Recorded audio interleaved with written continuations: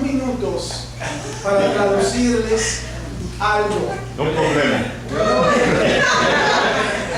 Well, he said he's going to call me up to help just for 2 minutes in translating. Si estuviesen en la iglesia donde tengo el privilegio de pastorear, If you came or visited the church where he pastors, estarían experimentando lo que están escuchando en estos momentos. you would hear what he's saying in this moment. En la iglesia bautista Nueva Jerusalén, In the Baptist Church, New Jerusalem, at New Jerusalem Baptist Church, hablamos el inglés y el español. we talk or we speak in English and Spanish. El servicio es dado en inglés y en español, The service is done in English and Spanish, simultáneamente. simultaneously. Cantamos en inglés y en español. We sing in English and Spanish. El motivo por el cual lo hacemos The motive for why we do this es para que los que no hablan español is so that those who don't speak Spanish se preparen para hablar el lenguaje del cielo. learn to speak in the heavenly language.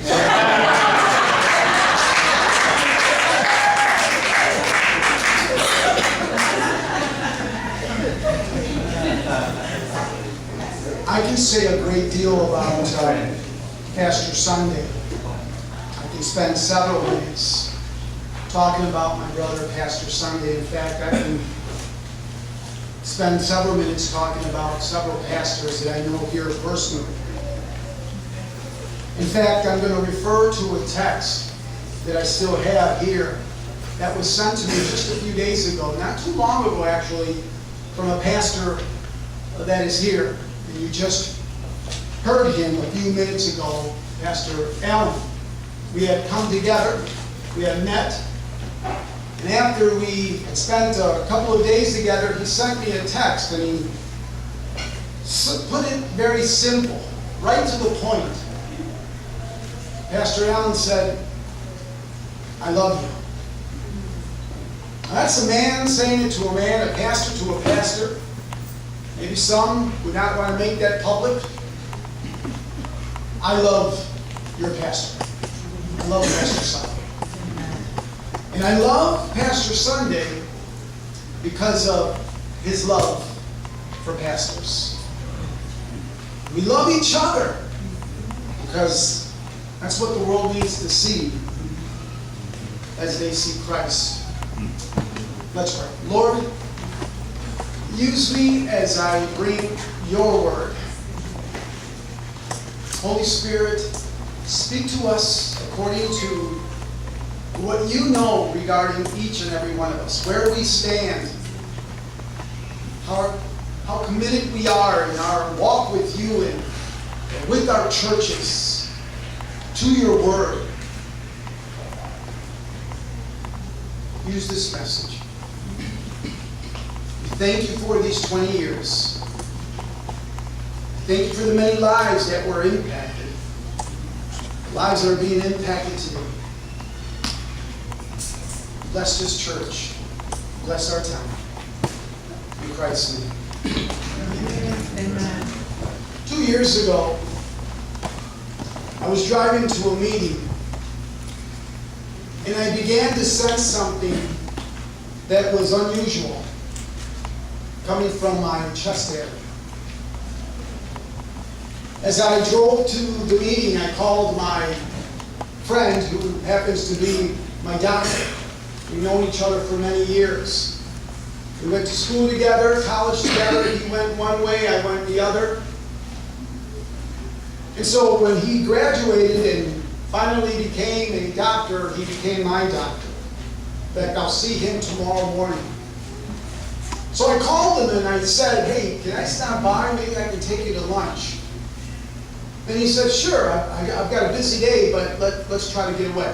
When can you come by?" And I said, "How about now? I'm headed to towards the meeting, but I'm going to not go there. I would rather see you. I need to talk to you about something. Over the phone, he says to me, what's going on? And I said, well, I'll just wait till I get there. We hung up. He calls me back. He says, Shando, what's going on? And so I told him what I was experiencing, and he said, get here now. And so I got there, and he had already prepared everything so that I would have some tests done.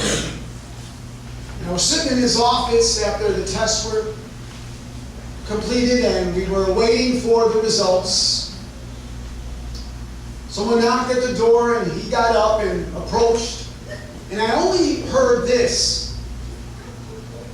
That conversation that he was having with this other person led me to believe that this was serious. And so it was. He turned around and he said, Shando, let's go. I said, boy, we're going to lunch? He said, no, we're taking you to the hospital. He drove me to the hospital, Loyola, there in Melrose Park. Everything was already ready. It was as if, and they were, of course, aware that I was having some serious heart issues. When I got there, they seemed to know what was the reason for my visit, had everything prepared. He walked with me, beside me, kept telling me, you're going to be fine. You just need to confirm a few things. By the way, on the way to the hospital, he told me what he thought might be happening. And he basically said this. I can't give you details, but I can tell you this. According to the tests, there are a lot of irregularities with your heart. You need to be seen by a specialist, and you may need to be treated right away. I asked him, what do you mean treated? He said, you may have to have surgery. So we got to the hospital, and a team of doctors were there, students, and they began to look at me and study me and ask me questions and perform tests. About an hour later, as my wife arrived, and one by one my children, not knowing yet what was about to happen or what I was about to be told, they finally said to me, you're going to have open heart surgery. You need a quadruple heart bypass. Honestly, I've said this many times since then. I wasn't afraid of dying. I was afraid of leaving my wife and our adult children and their spouses and my grandchildren and the church. And the church. Not because we have great leaders or because we don't have great leaders. No, we do. New Jerusalem is blessed with great leaders. But because I love New Jerusalem. This October, I'll be there 22 years. I love New Jerusalem. I love this church. I love the Church of Christ. And so I was operated on the following day. What was interesting about this, and this is an important story that I need to share with you because it coincides with what I will be challenging you with. On Saturday or on Friday, they had performed the last heart surgeries in that heart surgical room at Loyola. They had built a multi-million dollar building just to perform these types of surgeries. And they were to begin performing these surgeries on Monday. So that weekend, they had planned not to have any more surgeries. But somehow, and I believe God used my doctor to convince a few doctors to come back on Saturday. And I was the last person to receive heart surgery at Loyola, or at Loyola's old heart surgery department. This was on Friday when I was taken to the hospital. On Saturday, I was operated on. But overnight, My wife had stayed with me, my children and their spouses had come by, and my siblings, my leaders there at New Jerusalem, they all came by, and several pastors, by the way, had come by as well. But finally, I was alone. My wife had fallen asleep, and I spent a few hours alone with God before my wife was awakened, because they came in to continue prepping me for my open heart surgery. But while I was alone with God, I said this to God. I said, God, I'm not sure if it's me or if it's you, but I am not afraid of dying. But I would rather you allow for me to stay. I said, God, I'm not trying to make a deal here. But if you allow for me to stay, I am definitely going to make some changes in my life. And here are the changes quickly, because again, I want to use this story of mine to challenge you as a church as we continue moving forward, serving Christ.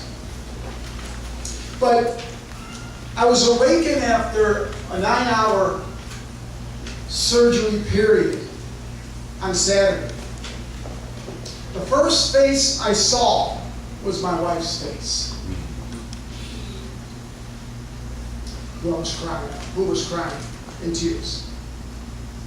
And then little by little I saw my children. And then I saw my siblings. And I saw my leaders. New Jerusalem, assistant pastors, youth pastors, and so forth and so on. They were all in the room. They had been told, I found out later, when I would approximately wake up and come out of what they had given me to fall asleep. That same day, I'm able to move. Literally, if any of you are familiar with this type of surgery, you know you will stay with your arms open, because they cut your ribs apart, open it, in my case, 8 inches apart, and then they work on your heart. Is there a meal after this?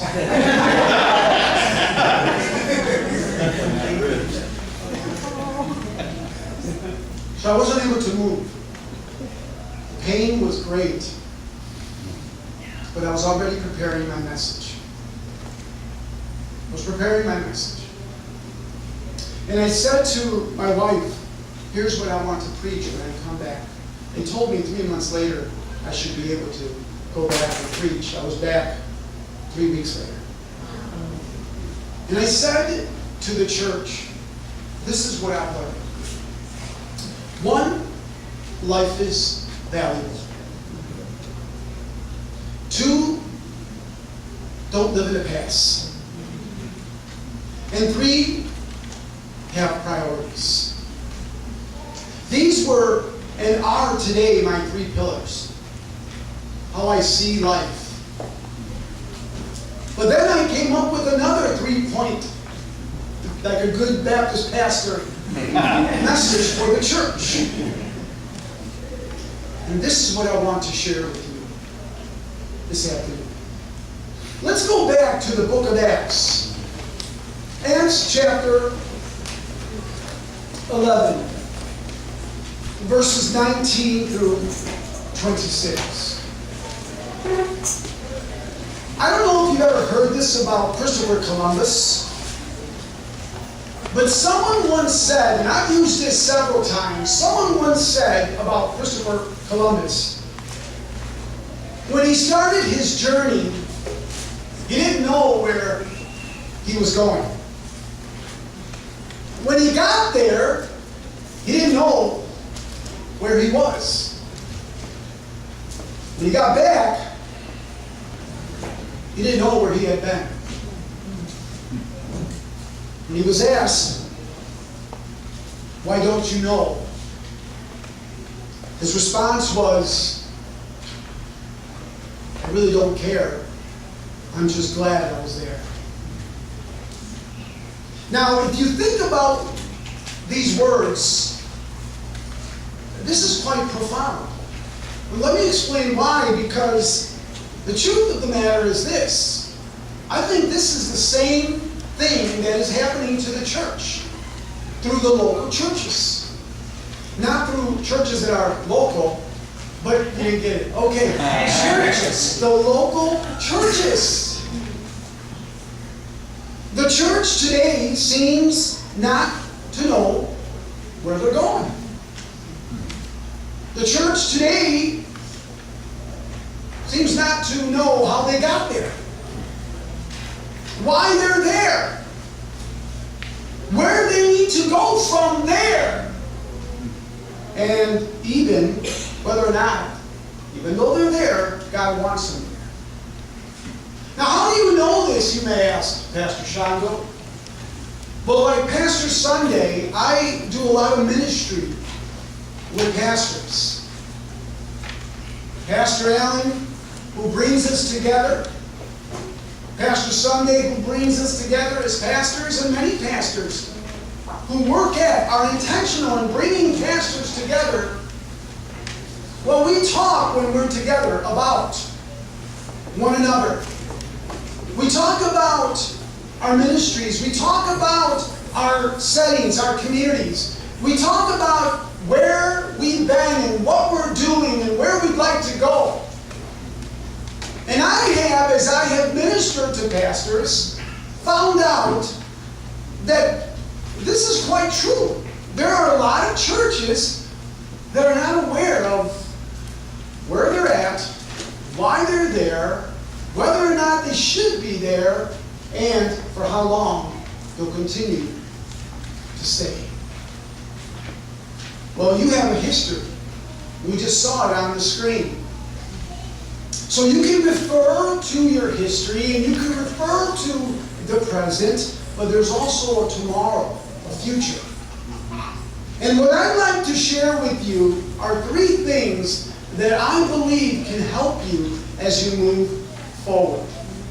And by the way, these are the 3 things that I shared with New Jerusalem when I preached after my surgery for the first time. Let's go back to verse 19. We read in verse 19 of, once again, chapter 11 of the book of Acts. Now those who were scattered after the persecution that arose over Stephen traveled as far as Phoenicia, Cyprus, and Antioch, preaching the word to no one but the Jews only. I want to remind you that the apostles had decided to stay in Jerusalem. I was about to say New Jerusalem. They had decided to stay in Jerusalem, and they encouraged the believers to leave, to escape. Not all of them, but many of them. And as we just read, they scattered. Now, some may view this as if they were running away rather than staying. It would have been better to stay, to be a witness for Christ, to receive and confront the persecution and die as martyrs, defending the faith, being a testimony, a witness for Jesus Christ. But the truth is, your leaders, the apostles, who had been handpicked by Christ himself, and encouraged them to leave. Maybe there were those who didn't understand why they needed to leave. Maybe there were those who wanted to stay but were told, no, you're leaving and you need to take your family with you. There were those, of course, I believe, that they didn't know where they were going to go and what life was going to be like and whether or not they would experience persecution wherever they went and wound up. The point is, according to what we just read, they scattered, they traveled, they wound up in different places. Let's go to verse 20. Because verse 20 will begin to help us understand the first mark that I believe every Christian church should exemplify. We read in verse 20 of the book of Acts, chapter 11, verse 20. But some of them were men from Cyprus and Cyrene, who when they had come to Antioch spoke to the Hellenists, preaching the Lord Jesus. So what do we find happening here? Well, we find that those who had escaped persecution, who had left Jerusalem, took their faith with them. And not only did they take their faith with them, they wanted to share their faith with others. Let's go to verse 22, or excuse me, verse 21. And the hand of the Lord was with them, and a great number believed and turned to the Lord. Verse 22. Then news of these things came to the ears of the church in Jerusalem, and they sent out Barnabas to go as far as Antioch. Now let me just say this very quickly. If you're not looking for this mark that I'm about to share with you, you're not going to find it. I've read this, preached on this so many times before. But when I began to prepare my first message after my surgery to the church where I pastor, this jumped out at me. Jumped out at me. Go back to verse 22. I'm going to read it again. Then the news of these things came to the ears of the church in Jerusalem, and they sent out Barnabas to go as far as Antioch. I want you to understand something. Something was happening in Antioch. Remember, they had escaped persecution. Remember, the apostles stayed in Jerusalem. The apostles encouraged them to leave. Remember, not knowing what tomorrow would bring, they took with them their faith. Wherever they wound up, they shared Christ. The church was established in Antioch. News came back to the apostles. Think about this. What did they do? They decided to send Barnabas. They decided to send Barnabas. Here's my first mark. A church that wants to continue to impact this world today, starting in this community or in their community, needs to have this mark. And that is to want to be a part of where God is doing something.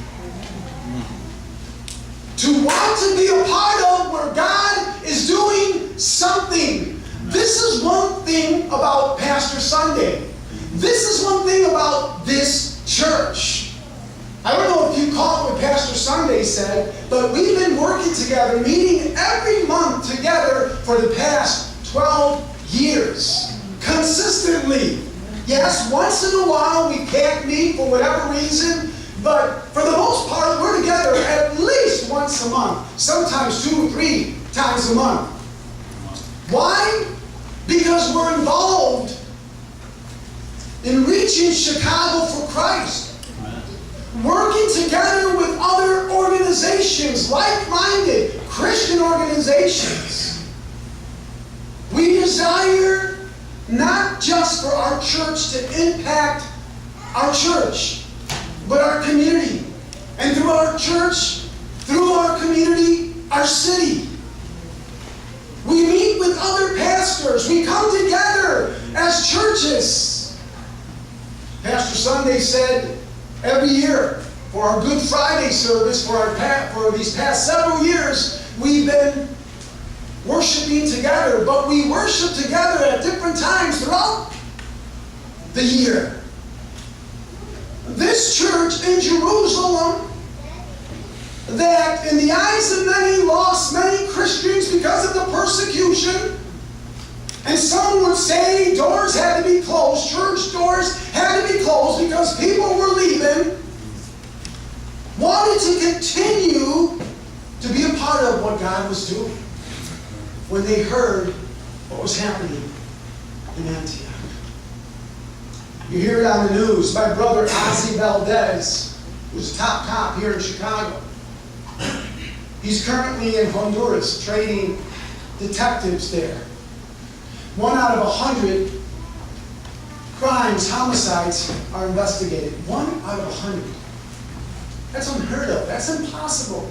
Well, according to what he just told me, and we've been in conversation since he arrived. He'll be there a few more days.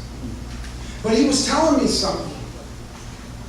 He said, you hear about what's happening in Honduras and El Salvador and Nicaragua with all of these gangs and taking over the streets and taking over the towns and the city and even local governments as if they were putting together these coups to take over the federal government. He says, Shando, it's amazing what the church is doing. It's amazing. We need to let the world know what the church is doing in Honduras, in Nicaragua, and in El Salvador. Everywhere you go across this nation, people are talking about Chicago. The crime wave, homicides. People are fearful. Someone told me the other day, I'm just calling you, Pastor Shando, because my daughter is going to Chicago to study at the Moody Bible Institute, and I'm wondering, can you keep an eye on her? I can understand that, really. I can understand that. But you know what we're doing as pastors and as churches? We're letting the world know we're here. Because as a church, we want to be a part of what God is doing, His great work. We're not neglecting the work here, but we want to be a part of what God is doing elsewhere. Here's the second mark. The second mark. Let's go to verse 23. Verse 23.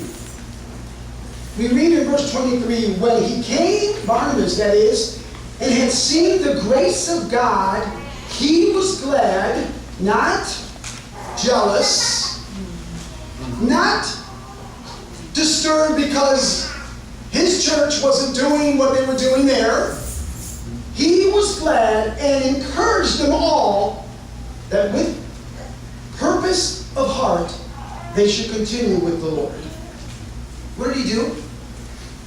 Well, he did what Pastor Sunday does with me. He encourages me. And that's the second mark of a church, to be an encourager. Not just to be where God is working, but also to be an encourager. Let me tell you, someone just said, rightly so, and statistics are telling us this. Pay attention to what I'm about to say.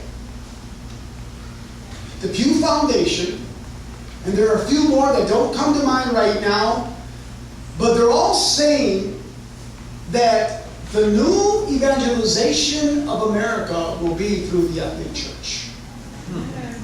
Through the ethnic church.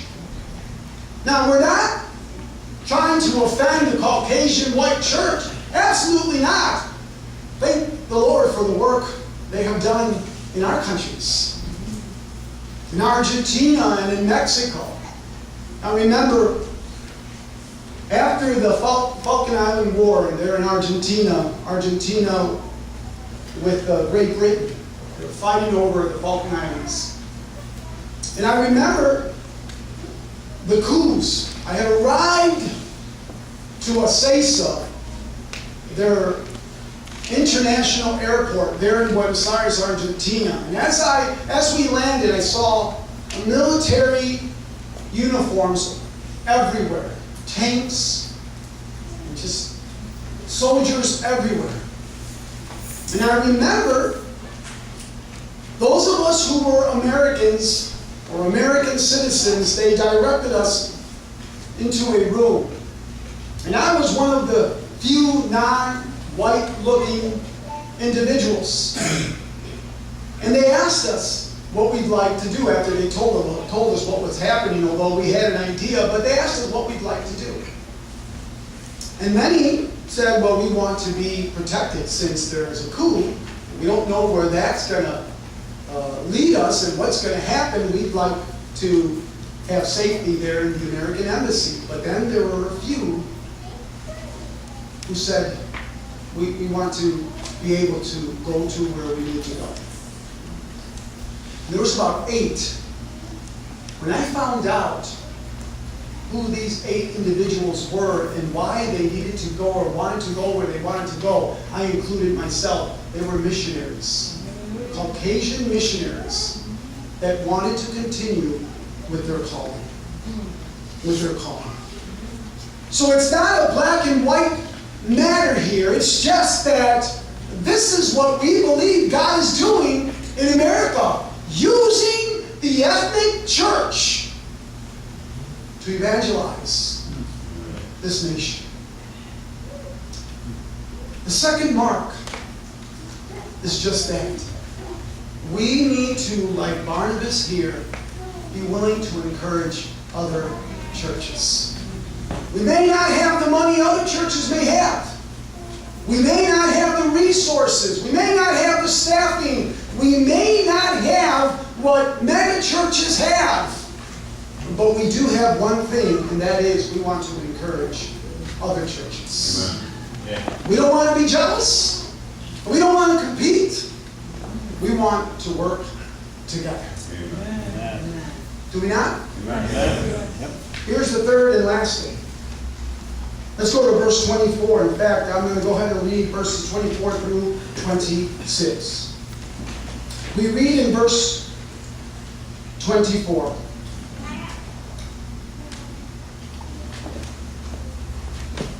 For he was a good man, once again referring to Barnabas, full of the Holy Spirit and of faith, and a great many people were added to the Lord. Then Barnabas departed from Tarsus to seek Saul. Verse 26, here it comes. And when he had found him, he brought him to Antioch. So it was that way for a whole year. They assembled with the church and taught a great many people. They taught a great many people, and the disciples were first called Christians in Antioch. Where were they first called Christians? Antioch. Let me share this third point or mark with you. What did Barnabas do? Barnabas went back, shared the message. Paul, Silas caught the vision. They came back. They stayed there for a whole year, and they did what? They taught. They did what? They taught. They did what? They taught. Let me tell you something. The third mark of a church today ought to be influence people. These two men influenced that church to the extent, and by the way, if you do a little study on those last few words, they were first known as Christians in Antioch. It goes beyond just those words. In other words, people started to notice, well, there's something about this group. There's something about these so-called followers of Christ. There's something different about them. We want to be a part of that because of the influence. Amen. This church ought to be influencing. This church, I believe, this church will continue to, but we need to be intentional. When I refer to influencing, how so? Here's what I'm thinking about. You want to disciple, because that's the number one ministry of the church. Disciple. Make disciples. Out of whom? Out of your own people. 2, you want to send your disciples. Where? Wherever God leads them. And number 3, you need to be willing to welcome others to be influenced by you. Your pastor has influenced my life. And I know this is not about Pastor Sunday, it's about the church, but it's really about God. Through the church, under the leadership of your leaders. And so, my brethren, I want to leave you with these three simple marks, but can truly be quite profound and impactful. The first one, once again, you ought to want to continue and be intentional at being a part of, supporting what God is doing. Not just here, but elsewhere. Not just an organization, but individuals. 2, you need to encourage each other, but encourage others. Other churches. Oftentimes, we say, come to our church, when we should say, stay at your church. And if they don't have the ministry, go to your pastor and ask him if you can start that ministry. And let me help you start that ministry. Your worship team, go and minister where they don't have a worship ministry, but encouraging other believers. And then lastly, you want to influence others, because that's what is life lasting. Influencing others. Notice the last few words. In Antioch, that's where they were first known as Christians. I'll leave you with this. Today, in Chicago, the mayor's office, down through the local community offices, are wondering, where's the church? You see, we've gotten to the point where people don't even know we exist. It's time again for us to be called Christians. Not in Antioch, but in Chicago. Thank you, my brothers. May the Lord use this message.